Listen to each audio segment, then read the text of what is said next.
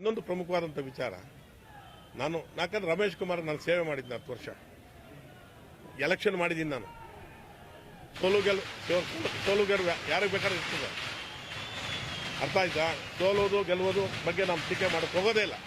ನಾವು ಸೋಲ್ತೀವಿ ಗೆಲ್ತೀವಿ, ಅದು ಒಂದು ವಿಚಾರ ಅಲ್ಲವೇ ಇಲ್ಲ. ಆದರೆ ನಾನು 10 ವರ್ಷ ಅವ್ರಿಗೆ ಕೆಲಸ ಮಾಡಿದ್ದೀನಿ, ಪ್ರಾಮಾಣಿಕವಾಗಿ ಕೆಲಸ ಮಾಡಿದ್ದೀನಿ. ಇವತ್ತು ನಾನು ಭ್ರಷ್ಟು ಅಂತಾರಪ್ಪ ಗೌರವಾನ್ವಿತ ರಮೇಶ್ ಕುಮಾರ್, ಲೂಟಿ ಮಾಡಿದ್ದೀನಿ ಅಂತಾರಪ್ಪ. ನಾನು ಇಷ್ಟೇ ಪ್ರಶ್ನೆ ಕೇಳೋದು ಗೌರವಾನ್ವಿತ ರಮೇಶ್ ಕುಮಾರ್, ಯಾಕಂದ್ರೆ ನಾನು ಲಘುವಾಗಿ ಅವ್ರ ಬಗ್ಗೆ ಮಾತಾಡ್ತಾ ಇಲ್ಲ. 10 ವರ್ಷ ನಿಮಗೆ ಹಳ್ಳಿಯಲ್ಲಿ ಟೇಬಲ್ ಹಾಕಿದ್ವಿ, ಹಳ್ಳಿಯಲ್ಲಿ ಪೆಂಡಾಲ್ ಹಾಕ್ಸಿದ್ವಿ, ಹಳ್ಳಿಯಲ್ಲಿ ಹೂ ಕೊಟ್ವಿ, ಹೆಣ್ಮಕ್ಳಿಗೆ ಊಟ ಹಾಕ್ಸಿದ್ವಿ, ಎಲೆ ಅಡಿಕೆ ಕೊಟ್ವಿ. ನೀವೇನಾದ್ರು ರೂಪಾಯಿ ಕೊಟ್ರಾ? ಒಂದು ನಿಮಿಷ ಸೇರಿ ಸರ್, ಕೊಟ್ರಾ? ಕೊಡ್ಲಿಲ್ಲ. ಅವತ್ತು ಯಾಕೆ ಕೇಳಲಿಲ್ಲ? ಗೋವಿಂದಗೌಡ ಎಲ್ಲಿ ಬರ್ತದೆ ದುಡ್ಡು ಯಾಕೆ ಕೇಳಲಿಲ್ಲ? ನೀವು ದೊಡ್ಡವರು. ವಾರಕ್ಕೊಂದು ಕಾರ್ಯಕ್ರಮ, 3 ದಿವಸಕ್ಕೊಂದು ಕಾರ್ಯಕ್ರಮ ಮಾಡ್ತಾ ಇದ್ವಿ, ಒಂದೊಂದು ಕಾರ್ಯಕ್ರಮಕ್ಕೆ ಲಕ್ಷಾಂತರ ರೂಪಾಯಿ ಖರ್ಚಾಗ್ತಾ ಇತ್ತು. ಅವತ್ತು ಯಾಕೆ ಕೇಳಲಿಲ್ಲ ರಮೇಶ್ ಕುಮಾರ್ ಅವರು? ನಾನು ರಮೇಶ್ ಕುಮಾರ್ ಬಗ್ಗೆ ಲಘುವಾಗಿ ಒಂದು ಪದ ಮಾತಾಡ್ತಾ ಇಲ್ಲ, ಬಹಳ ಗೌರವಯುತವಾಗಿ ಮಾತಾಡ್ತಾ ಇದ್ದೀನಿ. ಅವತ್ತು ಯಾಕೆ ಕೇಳಿಲ್ಲ ರಮೇಶ್ ಕುಮಾರ್? ಯಾಕಂದ್ರೆ ವಯಸ್ಸಲ್ಲಿ ಹಿರಿಯರವರು, ರಮೇಶ್ ಕುಮಾರ್ ಅವರು. ಅವತ್ತು ಯಾಕೆ ಕೇಳಿಲ್ಲ ನನ್ನ ಬಗ್ಗೆ? ಚುನಾವಣೆಗೆ ನನ್ನ ಯಾವ ಚುನಾವಣೆಗೆ ಎಷ್ಟೆಷ್ಟು ಬಳಸ್ಕೊಂಡಿದ್ದಾರೆ ನನಗೆ ಗೊತ್ತಿದೆ. ಇವತ್ತು ಅವರು ಸಾಯಿಬಾಬಾ ಭಕ್ತರು, ನಾನು ಭಕ್ತನೆ. ಬಂದು ದೇವಸ್ಥಾನದಲ್ಲಿ ಪ್ರಮಾಣ ಮಾಡಲಿ, ಗೋವಿಂದಗೌಡ ನಾನು ಯಾವುದೇ ಚುನಾವಣೆ ನಿನ್ನ ಕಡೆದು ಖರ್ಚಾಗಿಸಿಲ್ಲ ಅಂದೇಳಿ. ಅವತ್ತು ನಾನು ಪ್ರಶ್ನೆ ಅಲ್ವಾ? ಇವತ್ತು ನಾನು ಪ್ರಶ್ನೆ. ಅವತ್ತು ನಾನು ಸತ್ಯ ಹರಿಶ್ಚಂದ್ರ ಇವ್ರ ಜೊತೆ ಇದ್ದಾಗ ಇವ್ರು ಸೋತೋದಕ್ಕೆ ನಾನು ಹೊಣೆನಾ? ನೋಡ್ರಿ, ನಾನು ನನ್ನ ಬಾಯಿಂದ ಏನ್ ಪದ ಬರ್ತಾ ಇದೆ ಇವತ್ತು, ಸಾಯಿಬಾಬಾ ಭಕ್ತ. ನಾನು ಅವ್ರ ವಿರುದ್ಧ ಓಟ್ ಹಾಕಿದ್ರೆ, ನಾನು ಅವ್ರ ವಿರುದ್ಧ ಕೆಲಸ ಮಾಡಿದ್ರೆ ನಾನು ಸರ್ವನಾಶ ಆಗ್ತೀನಿ. 100% ಮಾಡಿದ್ದೀನಿ. ನನಗದು ಗೊತ್ತಿಲ್ಲ. ನಾನು 100% ಅವ್ರ ಬಗ್ಗೆ ಚುನಾವಣೆ ಇಷ್ಟು ದಿವಸ ನಾನು ಮಾತಾಡಿಲ್ಲ ಸರ್, ಮಾತಾಡಿಲ್ಲ ನಾನು. ಯಾರು ಸಹಾಯ ಪಡೆದ್ರು ಅವರೇ? ನಾನು ಹೇಳೋದು ಕೇಳಿ ಸರ್, ಅದೆಲ್ಲ ವೈಟ್ ನ್ಯಾಚುರಲ್ ಆಗಿರುವಂತದ್ದು. ನಾನು ಅದ್ರ ಬಗ್ಗೆ ಏನು ಮಾತಾಡೋದು ನನಗೆ ಇವತ್ತು ಎರಡೇ ವಿಚಾರ.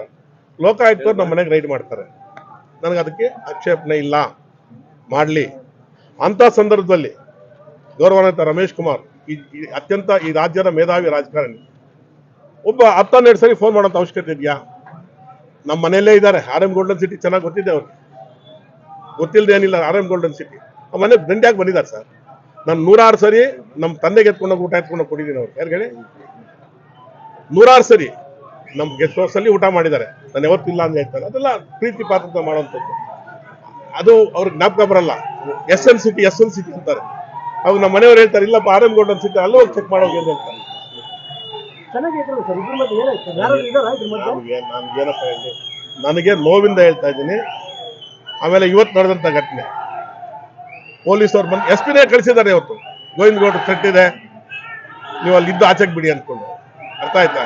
ನನ್ನ ಜೀವಕ್ಕೆ ಏನಾದ್ರು ಹಾನಿ ಆದ್ರೆ, ನನ್ನ ಜೀವಕ್ಕೆ ಏನಾದ್ರು ತೊಂದರೆ ಆದ್ರೆ ಅದಕ್ಕೆ ರಮೇಶ್ ಕುಮಾರ್ ಅವರೇ ಹೊಣೆ ಹಾಕ್ತಾರೆ.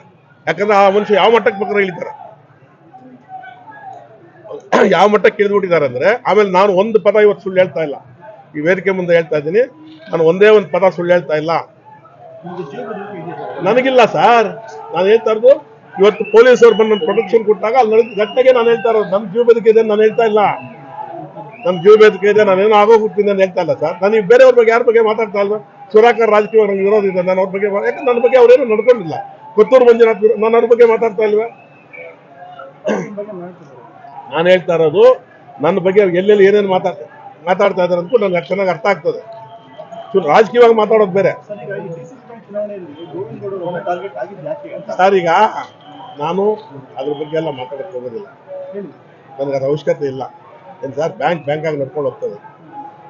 ನಾನು ಅದ್ರ ಬಗ್ಗೆ ಏನು ಅದು ವೈಯಕ್ತಿಕವಾಗಿ ನನ್ನನ್ನು ರಮೇಶ್ ಕುಮಾರ್ ಅವರು ಟಾರ್ಗೆಟ್ ಮಾಡಿದ್ದಾರೆ. ನಾನು ಅವ್ರ ತಂದೆ ಸ್ಥಾನದಲ್ಲಿ ನೋಡಿದ್ದೆ 10 ವರ್ಷ. ನನಗೆ 10 ವರ್ಷನೇ ಅವ್ರ ಪರಿಚಯ, 11 ವರ್ಷ. ನಾನೇನು ಮೋಸ ಮಾಡಿದ್ದೀನಿ ಅವರಿಗೆ? ಪೊಲೀಸರು ಇವತ್ತು ಬಂದು ನನಗೆ ರಕ್ಷಣೆ ಕೊಡ್ತಾರೆ ಅನ್ನೋ ಮಟ್ಟಕ್ಕೆ ಬಂದಾಗ ನನಗೇನಾದ್ರು ಅದಕ್ಕೆ ಅರ್ಥ ಏನು? ಅಲ್ಲಿ ಹೇಳ್ತಾರೆ, ಎಲ್ಲರ ಮುಂದೆ ಬಹಿರಂಗವಾಗಿ ಹೇಳ್ತಾರೆ. ಇಷ್ಟೇ. ನಾನು ಚುನಾವಣೆ ಸೋಲು ಗೆಲುವು ಬಗ್ಗೆ ನಾನು ಮಾತಾಡೋದೇ ಇಲ್ಲ, ನನಗೆ ಅವಶ್ಯಕತೆನೂ ಇಲ್ಲ. ಈಗ ಸೋತವನು ನನ್ನ ತಮ್ಮನೇ, ಸೋತಿದ್ದಾನ ಅವ್ನ ಸೋಲು ನನಗೂ ನೋವಿದೆ. ಸೋಲು ಗೆಲುವು ಬಗ್ಗೆ ನನಗೆ ವಿಶ್ಲೇಷಣೆ ಇಲ್ಲ. ಇವತ್ತು ಸೋಲ್ತೀವಿ, ನಾನು ಗೆಲ್ತಾರೆ, ನನಗೆ ಅದ್ರ ಬಗ್ಗೆ ವಿಶ್ಲೇಷಣೆ ಇಲ್ಲ. ಅಂದ್ರೆ ಒಟ್ಟಾರೆ ನನಗೆ ಈ ಚುನಾವಣೆ ನನಗೆ ಯಾವ ವಿಚಾರದಲ್ಲಿ ನಾನು ಖುಷಿ ತಂದಿಲ್ಲ. ಒಂದು ಅಂಶ ನಾನು ನೋವಿಂದ ಹೇಳೋದೇನಂತೆ, ನನ್ನ ಕುಟುಂಬನ ರಮೇಶ್ ಕುಮಾರ್ ಟಾರ್ಗೆಟ್ ಮಾಡಿದ್ದಾರೆ. ನಿಮ್ ಕುಟುಂಬಕ್ಕೆ ನೀವು ಹೇಳ್ತಾ ಇದ್ದೀರಾ ಹಾನಿ ಆದ್ರು? ನನಗೆ ಕುಟುಂಬಕ್ಕೆಲ್ಲ ಹೇಳ್ತಾರೆ. ಟಾರ್ಗೆಟ್ ಅದು ನನಗೆ ನೋವು ತರಂತ ವಿಚಾರ. ಸರ್, ಈಗ ಕಾಂಗ್ರೆಸ್ ಪಕ್ಷದವರೇ ಅಲ್ಲ ಅಂತ ಇಷ್ಟು ಹೇಳೋದು ಮಾಧ್ಯಮ ಮುಖಾಂತರ ಸೋಲಿಸೋ ಪ್ರಯತ್ನ ಇದ್ದೇ ಇರ್ತದೆ.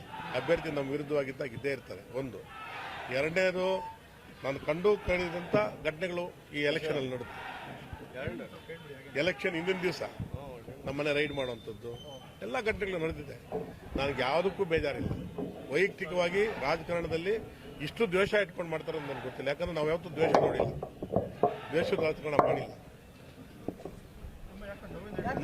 ನೋವಿಲ್ಲ ನನಗೆ. ಅವೆಲ್ಲ ನಂಗೆ ಬರೋದಿಲ್ಲ ರೀ. ದ್ವೇಷದ ರಾಜಕಾರಣ ಮಾಡಿಲ್ಲ. ಒಂದೇ ಒಂದು ಹೇಳ್ತೀನಿ, ಈ ಎರಡು ಜಿಲ್ಲೆಯ ಅತ್ಯಂತ ಮೇಧಾವಿ ರಾಜಕಾರಣಿ ರಮೇಶ್ ಕುಮಾರ್ ಅವರು ಲೋಕಾಯುಕ್ತವ್ರು ಬರ್ತಾರೆ, ರೈಡ್ ಮಾಡ್ತಾರೆ. ನಂದು ಅದಕ್ಕೆ ಏನು ಅಭ್ಯಂತರ ಏನಿಲ್ಲ, ಮಾಡಲಿ, ಸಂತೋಷ. ಒಂದು ನಿಮಿಷ ಸರ್, ರೈಡ್ ಮಾಡಲಿ, ಸಂತೋಷ. ನಾನೇನು ಅದಕ್ಕೇನು ವಿರೋಧ ಏನಿಲ್ಲ. ಯಾಕಂದ್ರೆ ಕಾನೂನು. ಯಾರಾದ್ರು ಆ ಇನ್ಸ್ಪೆಕ್ಟರ್ಗೆ 10 ರಿಂದ 12 ಸರಿ ಫೋನ್ ಮಾಡ್ತಾರೆ. ನಾನಿಲ್ಲಪ್ಪ, ನಮ್ಮ ಮನೆಯವರು ಇರ್ತಾರೆ ರೀ.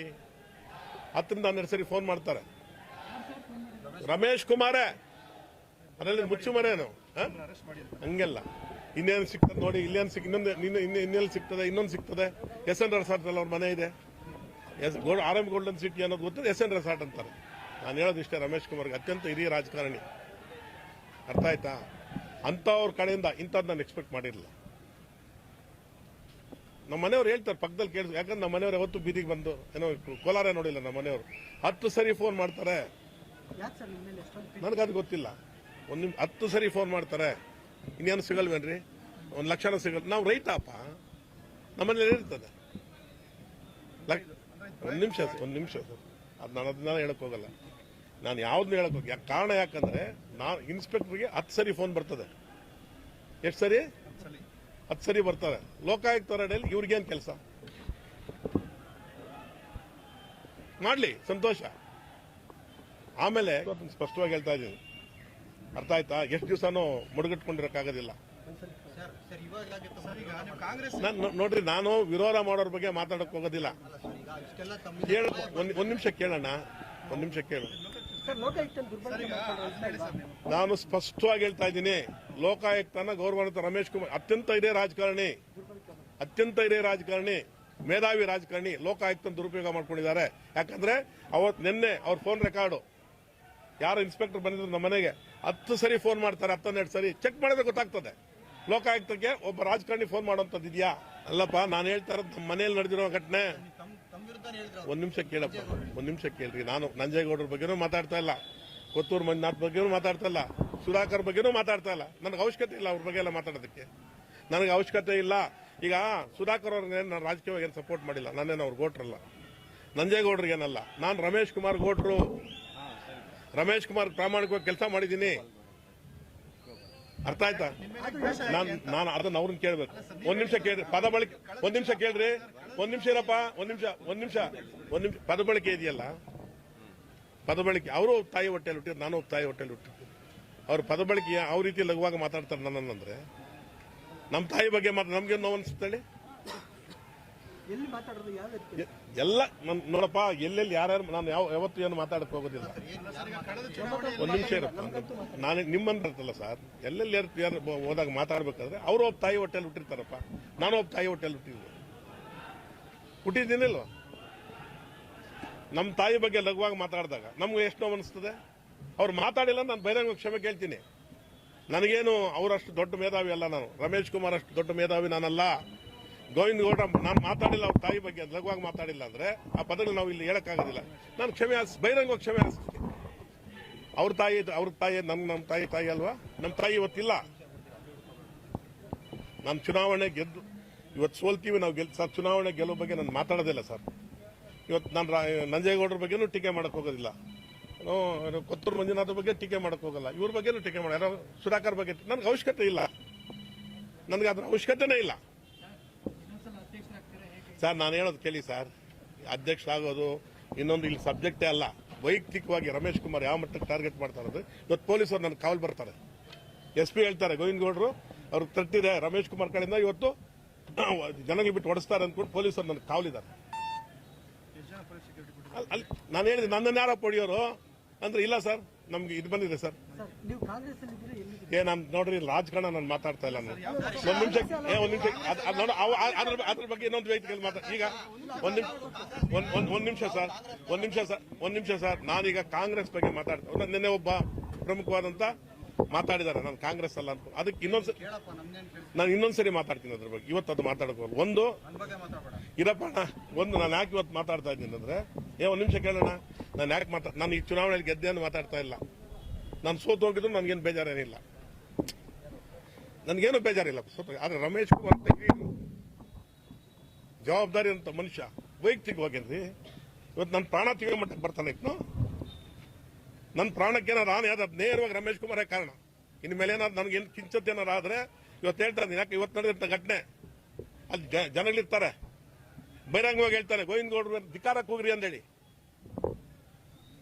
ಸ್ವಾತಿ ಹೋಟ್ಲಲ್ಲಿ ಹೇಳ್ತಾರೆ ನಮ್ಮ ಪ್ರಾಣಕ್ಕೇನು ಬೆಲೆ ಇಲ್ವಾ ನನಗೆ ಅದೆಲ್ಲ ಹೇಳ್ತಾ ಇಲ್ಲ ನಾನು ಹೇಳ್ತಾ ಇಲ್ಲ ಸರ್ ನಾನು ಅವ್ರ ಬಗ್ಗೆ ಇವತ್ತು ಏನೇನು ನಡೆದಿದೆ ಏನೇನು ಹೋಗಿದೆಯೋ ಅದನ್ನು ಸ್ಪಷ್ಟವಾಗಿ ನಿಮ್ಮ ಮುಂದೆ ಹೇಳ್ತಾ ಇರೋದು ಕಳೆದ ವಿಧಾನಸಭೆ ಚುನಾವಣೆ ಅವ್ರು ಸೋಲೋದಕ್ಕೆ ನೀವೊಬ್ರು ಕಾರಣ. ಸರ್ ನಾನು ಹೇಳೋದು ಕೇಳಿ ಸರ್ ನಾನು ಅವರಿಗೆ ನಾನು ಹೇಳ್ತಾ ಇದ್ದೀನಲ್ಲ ನನ್ನ ಮನೆ ನನ್ನ ಸಾಯಿಬಾಬಾ ಭಕ್ತ ನಾನು ಅವ್ರ ವಿರುದ್ಧ ಓಟ್ ಹಾಕಿದ್ರೆ ನಾನು ಅವ್ರ ವಿರುದ್ಧ ಕೆಲಸ ಮಾಡಿದ್ರೆ ನಾನು ಸರ್ವನಾಶ ಆಗ್ತೀನಿ ಅವ್ರ ಪರವಾಗಿ ಚುನಾವಣೆ 100% ಮಾಡಿದ್ದೀನಿ ಮತ್ತೆ ಯಾಕೆ ಹಿಂದೆ ನನಗದು ಗೊತ್ತಿಲ್ಲ ನಾನು 100% ಅವ್ರ ಬಗ್ಗೆ ಚುನಾವಣೆ ಇಷ್ಟು ಸರ್ ನಾನು ಮಾತಾಡಿಲ್ಲ ಸರ್ ಮಾತಾಡಿಲ್ಲ ನಾನು ಮಾತಾಡ ಸರ್ ಕೇಳಿ ಸರ್ ಅದೆಲ್ಲ ವೈಟ್ ನ್ಯಾಚುರಲ್ ಆಗಿರುವಂಥದ್ದು ನಾನು ಅದ್ರ ಬಗ್ಗೆ ಏನು ಮಾತಾಡೋದು ನನಗೆ ಇವತ್ತು ಎರಡೇ ವಿಚಾರ ಲೋಕಾಯುಕ್ತವ್ರು ನಮ್ಮ ಮನೆಗೆ ರೈಡ್ ಮಾಡ್ತಾರೆ ನನಗೆ ಅದಕ್ಕೆ ಆಕ್ಷೇಪಣೆ ಇಲ್ಲ ಮಾಡಲಿ ಅಂತ ಸಂದರ್ಭದಲ್ಲಿ ಗೌರವಾನ್ವಿತ ರಮೇಶ್ ಕುಮಾರ್ ಅತ್ಯಂತ ಈ ರಾಜ್ಯದ ಮೇಧಾವಿ ರಾಜಕಾರಣಿ ಒಬ್ಬ 12 ಸರಿ ಫೋನ್ ಮಾಡೋಂಥ ಅವಶ್ಯಕತೆ ಇದೆಯಾ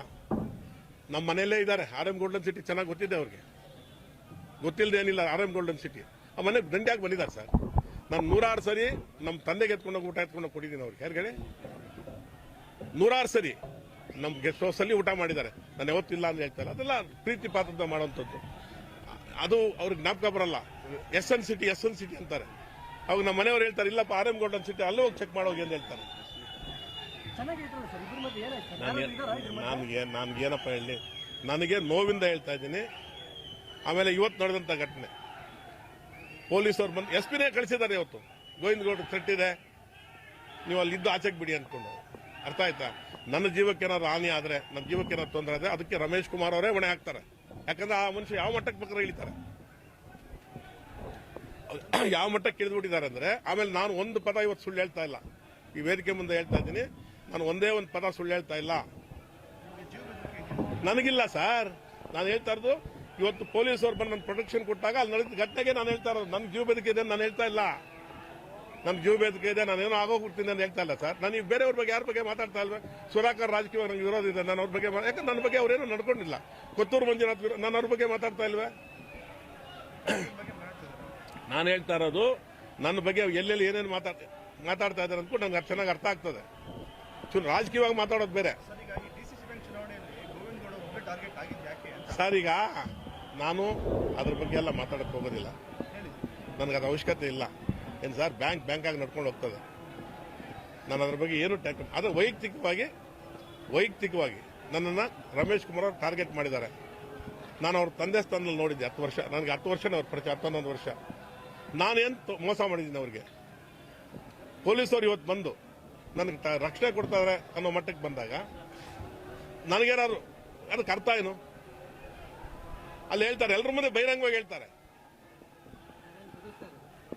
ಇಷ್ಟೇ ನಾನು ಚುನಾವಣೆ ಸೋಲು ಗೆಲುವು ಬಗ್ಗೆ ನಾನು ಮಾತಾಡೋದೇ ಇಲ್ಲ ನನಗದ ಅವಶ್ಯಕತೆನೂ ಇಲ್ಲ ಈಗ ಸೋತವನು ನನ್ನ ತಮ್ಮನೇ ಸೋತಿದ್ದಾನೆ ಅವ್ನ ಸೋಲು ನನಗೂ ನೋವಿದೆ ಸೋಲು ಗೆಲುವು ಬಗ್ಗೆ ನನ್ನ ವಿಶ್ಲೇಷಣೆ ಇಲ್ಲ ಇವತ್ತು ಸೋಲ್ತೀವಿ ನಾಳೆ ಗೆಲ್ತಾರೆ ನನಗೆ ಅದ್ರ ಬಗ್ಗೆ ವಿಶ್ಲೇಷಣೆ ಇಲ್ಲ ಅಂದ್ರೆ ಒಟ್ಟಾರೆ ನನಗೆ ಈ ಚುನಾವಣೆ ನನಗೆ ಯಾವ ವಿಚಾರದಲ್ಲಿ ಖುಷಿ ತಂದಿಲ್ಲ ಒಂದು ಅಂಶ ನನ್ನ ನೋವಿಂದ ಹೇಳೋದೇನಂತೆ ನನ್ನ ಕುಟುಂಬನ ರಮೇಶ್ ಕುಮಾರ್ ಟಾರ್ಗೆಟ್ ಮಾಡಿದ್ದಾರೆ